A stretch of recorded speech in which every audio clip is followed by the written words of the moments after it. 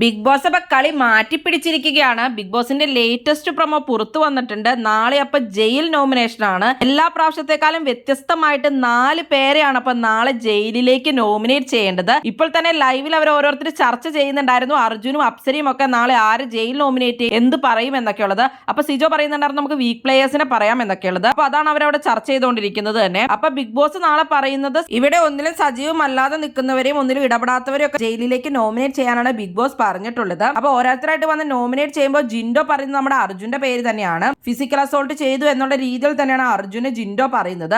Already ലൈവിൽ അപ്പൊ അർജുൻ പറയുന്നുണ്ടായിരുന്നു ജിൻഡോ എന്റെ പേരായിരിക്കും നാളെ പറയുന്നത്, ഫിസിക്കൽ അസോൾട്ടിന്റെ പേര് തന്നെ പറഞ്ഞിട്ട് പറയും എന്നൊക്കെ അർജുൻ അവിടെ പറയുന്നുണ്ടായിരുന്നു ഇന്ന് ലൈവില്. അപ്പൊ അത് തന്നെയാണ് സംഭവിക്കുന്നത്.